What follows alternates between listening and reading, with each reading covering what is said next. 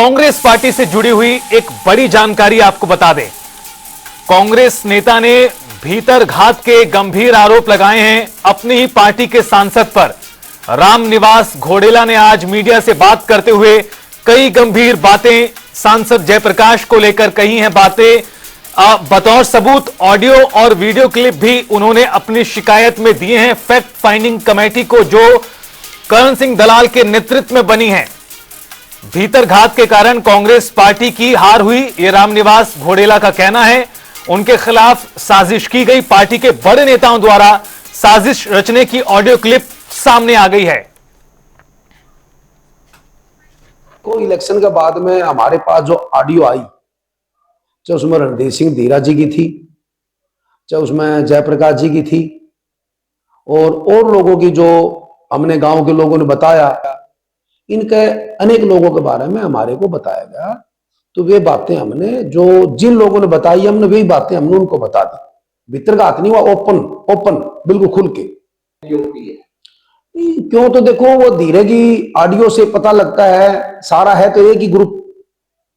जयप्रकाश जी हैं, हमारे सांसद हैं हिसार से, उनके भाई है रणधीर सिंह धीरा, राजनर सूरा उनके रिश्तेदार हैं, सत्येंद्र सारण जयप्रकाश जी के भतीजे करीबी हैं, तो तेजवीर पूनिया भी उनका साथी है तो सारा एक ग्रुप। मैंने जैसे बैकवर्ड की 5 रैलियां करी, और 5 रैलियां में हमने बीजेपी की विफलताएं और जो हुड्डा साहब के समय में बैकवर्ड को जो लाभ मिला, उसकी जो हमने सारी बातें हमने एक मंच के माध्यम से बताई, तो उससे हर वर्ग जुड़ा। परंतु इन्होंने तो ये मान लिया कि भाई यहां से अगर हार जाएगा तो फर्क नहीं पड़ता, तो उसका एक प्रभाव इलेक्शन के अंदर एक मैसेज गलत गया कि ये लोग रामनिवास घोडेला को हराने लग रहे हैं। उसकी वजह से पूरा हरियाणा में बैकवर्ड का नुकसान हुआ है कांग्रेस पार्टी। मेरा मानना, आज हमारे आगे ये बातें आ रही है, 1 महीने से हमारे आगे ये बातें आई है कि हमने ये ऑडियो सुनी, हमने ये जयप्रकाश जी का भाषण सुना कि मेरी फोटो का बदला जनता लेगी, कि 7 रोड कला में ये कहा कि हमारी 45 में काम चल जाएगी, और लाडुआ गांव में एक इशारा कर रहे हैं कि वे आपाने वोट नहीं देने। उसमें एक हमारा साथी है गजेंद्र पूनिया, बाई नेम बताता हूं मैं, गजेंद्र पूनिया ने उस बात का विरोध भी किया कि एमपी साहब आप इशारे मत करो। वहां पर जयप्रकाश जी के साथ उस वर्कर की बहस भी हुई है, यानी कि दीपेंद्र जी की मौजूदगी में बहस होना। एमपी साहब ने यह भी कहा है जयप्रकाश जी ने कि इसका नाम बताओ, क्या नाम है। परंतु मैंने उसमें बीच बिचाव करके मैंने गजेंद्र को कहा कि आप जाओ, कि माहौल खराब हो जाएगा। तो एक ऐसे इशारे, इतना बड़ा आदमी इशारे करता है किसी वर्कर की साइड में, तो जीत कहां है? मेरा मानना, हर वर्ग ने साथ दिया है, वोट हर वर्ग के आए हैं, परंतु और ज्यादा आने थे हमारे, और ज्यादा आने थे। इन लोगों ने एक गरीब भोले भाले जो हमारे किसान भाई है, उनको भगाने का काम किया। वोट देना चाहते थे रामनिवास को। रामनिवास 15 साल से जनता के बीच में है। ऐसा घर बरवाला हल्का में कोई नहीं है जिस घर में मैं दुख सुख में नहीं गया 15 साल के अंदर। इन लोगों ने भोले भाले लोगों को भगा दिया, और भगाने की वजह से ही वे लोग दूसरी तरफ डाइवर्ट हो गए। सजना की तरफ नहीं जाना था, मेरे को देने थे वोट। लोग कहते थे कि रामनिवास हम तेरे को देंगे वोट। अब इन्होंने माहौल खराब कर दिया, और माहौल खराब ऐसा हुआ कि 37 सीटें आई हरियाणा में कांग्रेस पार्टी की, और सरकार नहीं बनी। शैलजा जी का पूरे प्रदेश के अंदर प्रचार होना बहुत जरूरी था। प्रचार की ड्यूटी कौन लगाए? प्रचार की ड्यूटी हाईकमान लगाए। हाईकमान लगाए, जो हरियाणा प्रदेश के आपस के बराबर के नेता है, सभी बैठ के बात करें, उससे फायदा होता कांग्रेस पार्टी को। परंतु एक आधा आदमी की सलाह ने नुकसान कर दिया। सबने मिलके बढ़िया संगठन बनाना चाहिए था, ताकि कांग्रेस पार्टी का उसमें एक बहुत मजबूती मिल सके। और इसमें यह भी रहा है कि देखो, जब ये गुटबाजी के अंदर संगठन बनेंगे नहीं, वे भी काम नहीं करते। कि किसी पार्टी का किसी नेता का बना दिया जिला प्रधान, अब टिकट किसको और क्यों मिल गई, तो नहीं मदद करते। ऐसा दूसरी पार्टियों में नहीं है। हमने देखा है चुनाव के अंदर, दूसरी पार्टी कोई भी हो, ऐसा नहीं करते, खासकर कांग्रेस में।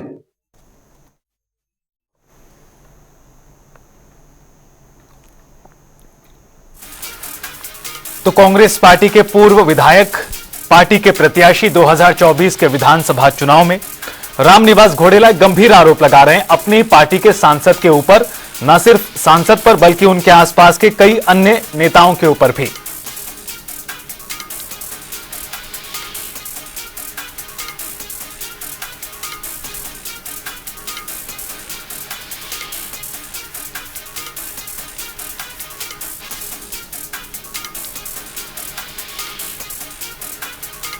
और इस मुद्दे पर ज्यादा बातचीत और चर्चा के लिए हमारे साथ दो खास मेहमान जुड़ गए हैं। हमारे साथ कांग्रेस पार्टी के प्रवक्ता सुरेश रोड जी हैं और भारतीय जनता पार्टी के प्रवक्ता प्रोफेसर विदु रावल जी हमारे साथ जुड़ गए हैं। आप दोनों का बहुत स्वागत है जनता टीवी पर। सुरेश रोड जी, बातचीत की शुरुआत आप ही के साथ करेंगे। एक बीजेपी में मंत्री हैं, कैबिनेट मंत्री अनिल विज, जो लगातार खुलकर कह रहे हैं कांग्रेस पार्टी की क्या गलतियां रही हार को लेकर, और बाकी आपके नेता भी अब तो खुलकर कह रहे हैं। रामनिवास घोडेला साहब ने बिना किसी लाग लपेट के खुलकर अपनी बात कही कि पार्टी के सांसद जयप्रकाश ने उनको हराया है, उन्होंने हराया और उनके आसपास के कई नेताओं ने पार्टी को वोट न दिलाकर दूसरे प्रत्याशी को वोट दिला दिया। सुरेश रोड साहब, तस्वीर पूरी तरह साफ कर रहे हैं आपके प्रत्याशी, कार्रवाई कब करेंगे? चुनाव जो लोग हारे जी, वो अपनी बात पार्टी प्लेटफॉर्म पर रख सकते हैं। इसीलिए हरियाणा प्रदेश कांग्रेस कमेटी ने चौधरी करण सिंह दुलाल जी की अध्यक्षता में एक कमेटी का गठन किया और उस कमेटी की बैठक भी पिछले दिनों दिल्ली में हुई है, आपको पता है जी। तो पार्टी के अंदर यह लोकतंत्र है कि हारे गए कैंडिडेट से बुलाकर पार्टी में पूछा है कि कहां पर कमी रही है, कहां पर पार्टी के प्रबंधन में कमी है, कहां पर भीतरी गाप है, कहां पर कुछ लोग आजाद इंडिपेंडेंट पार्टी के घोषित प्रत्याशी के खिलाफ चुनाव मैदान में उतर गए थे। तो आगे से संज्ञान पार्टी तभी लेगी जब पार्टी को पूरी जानकारी हो। इसीलिए कमेटी बनी, इसीलिए कमेटी की बैठक हुई और अपनी बात सभी लोगों ने बैठक के दौरान रखी है। मेरा तो पार्टी प्रवक्ता के नाते जी अपने सभी प्रत्याशियों से यह निवेदन जरूर है कि जैसे दिल्ली में बैठक थी, आप अपनी बात वहां रखें, आपने रखी भी होगी। मीडिया में सुर्खियां बटोरने से कोई फायदा नहीं होता। ओके, आपके एक्शन पार्टी ने लेना है, न जनता टीवी ने लेना, न विदु रावल ने लेना, न सुरेश रोड ने लेना। ठीक है रावल साहब, मैं आपके पास आऊं उससे पहले एक और सवाल मेरा रोड साहब से। आप कह रहे हैं कि सुर्खियां बटोरने के लिए ऐसे बयान नहीं दिए जाए, ये बयान सुर्खियां बटोरने के लिए ही हैं या फिर किसी के इशारे पर ये प्रेस से बात करते हुए बयान दिया गया? चूंकि वो खुद कह रहे हैं कि मैं मुलाकात हुई है, फैक्ट फाइंडिंग कमेटी के पास गया हूं, वहां पर शिकायत दी है और उसके बाद बाहर आकर मीडिया से बात कर रहे हैं। जो पार्टी के बैठक के दौरान उन्होंने अपनी बात रखी जी, या लिखित पे दिया या उन्होंने मौखिक तौर पे रखी, तो वो कंप्लीट है इस विषय में। और पार्टी अगर वहां पर कमेटी सुनाई नहीं करती, उसके बाद प्रभारी महोदय है, उसके बाद संगठन महासचिव है, पार्टी अध्यक्ष आप वहां पर जाइए। तो अनुशासन और पार्टी का जो सिस्टम है उसके अनुसार अगर हम चलेंगे तो वो ज्यादा अच्छा रहेगा। ओके, मेरा तो ये निवेदन है सभी प्रत्याशी। ठीक है रोड साहब, मैं लौटूंगा आपके पास। देखिए ये बात देखिएगा, मैं एक सेकंड का समय लेता हूँ विदु रावल जी से जी। मैं ये बात इसलिए भी कहना जरूरी समझता हूँ कि पिछले दिनों एक व्यक्ति हमारा कांग्रेस पार्टी का जो प्रवक्ता ही नहीं था और उन्होंने कोई ऐसी बात कही कि अशोक अरोड़ा जी को सीएलपी लीडर बना रहे, हुड्डा साहब को नहीं बना रहे, और पूरे मीडिया में जी बिना पता लगाए कि ये कांग्रेस पार्टी में प्रवक्ता के पद पर है भी या नहीं, उसके पर स्टोरियां लिखनी शुरू कर दी। ठीक है रोड साहब, लेकिन किसी दूसरे चैनल की जिम्मेदारी जनता टीवी नहीं लेगा। मैं आपकी बात से पूरी तरह इत्तेफाक रखता हूं, लेकिन किसी दूसरे संस्थान की बात मैं अपने जिम्मेदारी पर नहीं लूंगा। लेकिन बाल मुकुंद शर्मा जिनका जिक्र आप कर रहे हैं वो पहले भी जुड़ते रहे, ठीक है, उस पर नहीं पड़ते। मैं लौटूंगा आपके पास रोड साहब और ईवीएम को लेकर तब सवाल पूछूंगा। लेकिन रावल साहब से एक रिएक्शन कांग्रेस पार्टी के इस पूरे प्रकरण को लेकर। रावल साहब, हालांकि सुरेश जी खुद कह रहे हैं कि मीडिया में सुर्खियां बटोरने के लिए इस तरह से प्रेस में ना आए, पार्टी के प्लेटफॉर्म पर ही बात रखें, लेकिन अब तो जग जाहिर हो चुका है, पार्टी में धड़ेबंदी है, गुटबाजी है, नेता एक दूसरे के खिलाफ ही आरोप लगा रहे हैं। आप सत्ता पक्ष में आप इस पूरे प्रकरण को कैसे देखते हैं?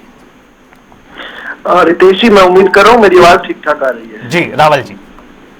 जी, देखिए, वैसे तो पार्टी का, कांग्रेस पार्टी का ही अंदरूनी मामला है, लेकिन क्योंकि आपने हमें इस डिबेट पर जोड़ा हुआ है और हमसे प्रतिक्रिया मांग रहे हैं, केवल इसलिए हम ये प्रतिक्रिया दे रहे हैं, नहीं तो हम कोई ज्यादा कंसर्न नहीं है इन लोगों से।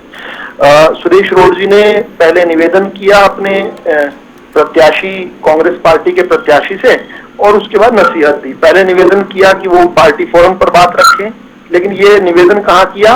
मीडिया में। और फिर नसीहत उनको दी कि सुर्खियां बटोरने के लिए, मीडिया में आने के लिए इस तरह के बयान मत दें। ये नसीहत कहाँ दी? मीडिया में। तो कुल मिलाकर इस पार्टी के अंदर संवाद नाम की कोई चीज नहीं है। ये कबीलों का समूह है। ये कबीले जिस प्रकार से आपस में बिहेव करते हैं, ठीक इनका बिहेवियर उसी प्रकार का है। लेकिन इससे बड़ी बात तो ये है कि क्योंकि आपने मुझे जो है कमेंट्री देने को कहा है, क्योंकि आपने मुझे टिप्पणी देने को कहा है, तो वस्तुस्थिति बतानी पड़ेगी।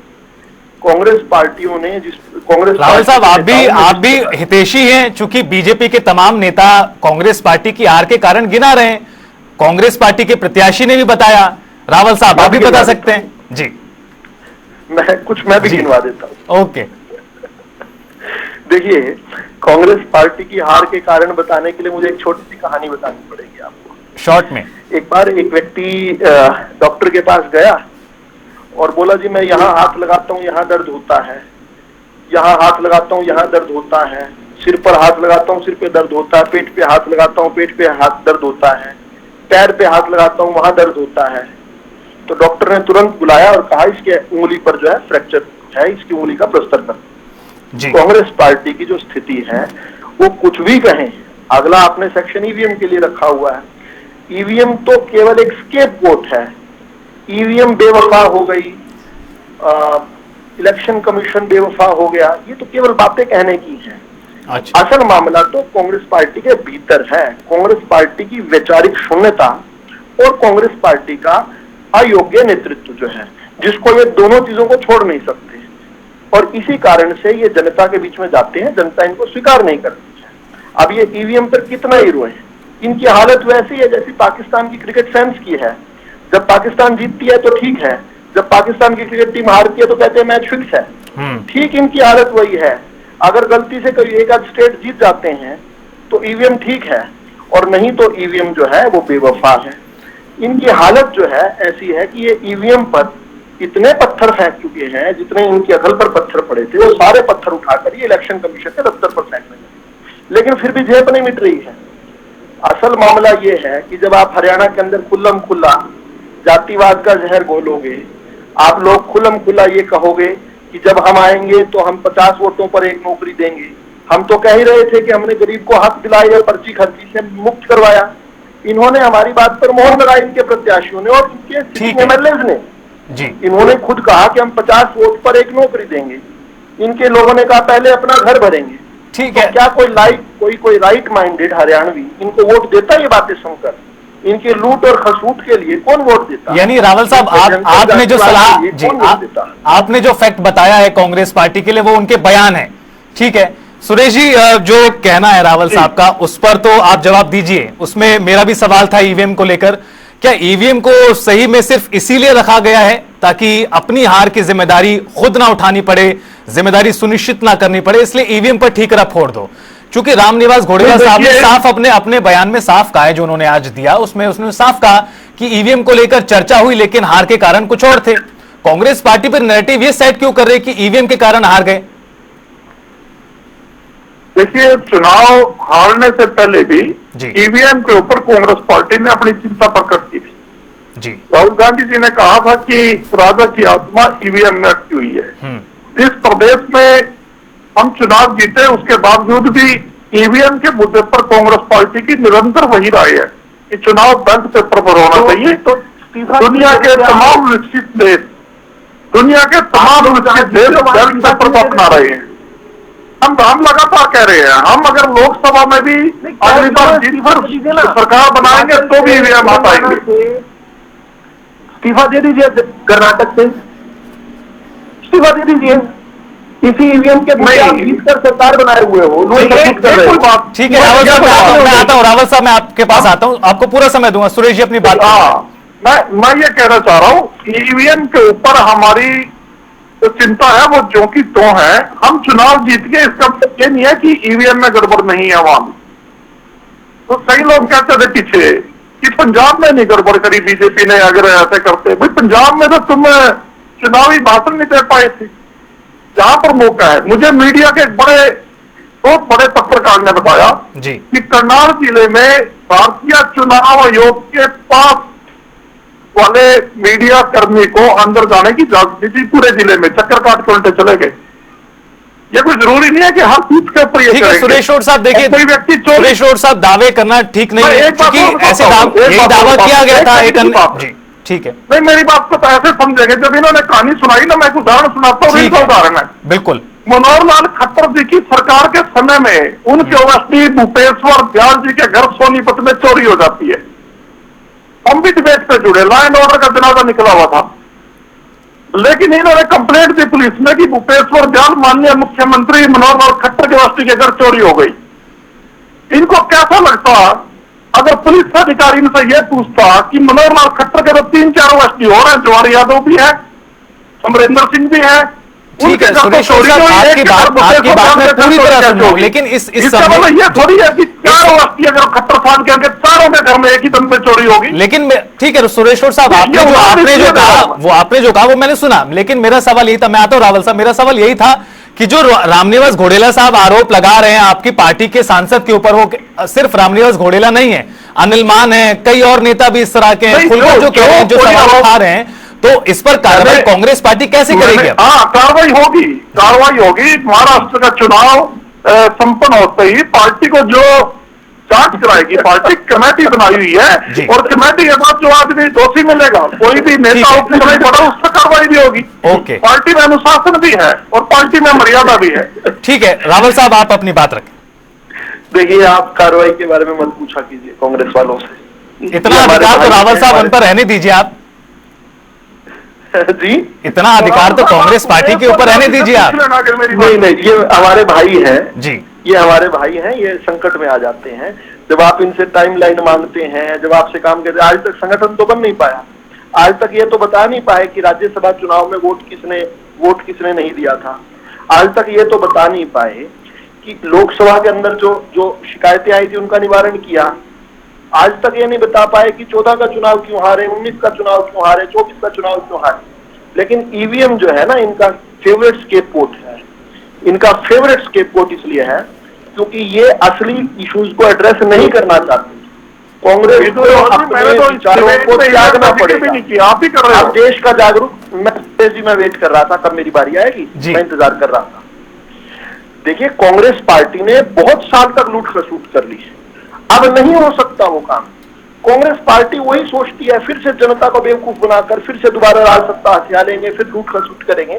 नहीं चल सकता है काम। अच्छा ठीक है रावल साहब, एक छोटी सी टिप्पणी मेरी, उस पर आप अपना जवाब दीजिएगा। सुरेश जी ने कहा कि कार्रवाई करेंगे, आपको लगता है कार्रवाई होगी या नहीं होगी? देखिए, नेता प्रतिपक्ष तो बना नहीं पाए, अब कहते हैं कार्रवाई महाराष्ट्र चुनाव के बाद करेंगे। महाराष्ट्र चुनाव में क्या अनिल मान जी का या दूसरे जो इनके प्रत्याशी हैं उनकी वहां पर महाराष्ट्र में वोट डलनी है क्या? या जिन पर कार्रवाई करवानी है, जिन पर वो कार्रवाई करने को कह रहे हैं जयप्रकाश, जिन्होंने कार्रवाई करनी है वो महाराष्ट्र में, जिन पर सुनिए, महाराष्ट्र में अकेले कांग्रेस पार्टी चुनाव लड़ रही है क्या? 6 बड़े दल वहां पर चुनाव लड़ रहे हैं। भारतीय जनता पार्टी कांग्रेस पार्टी से दुगनी सीटों पर चुनाव लड़ रही है और वहां जीतने भी वाली है।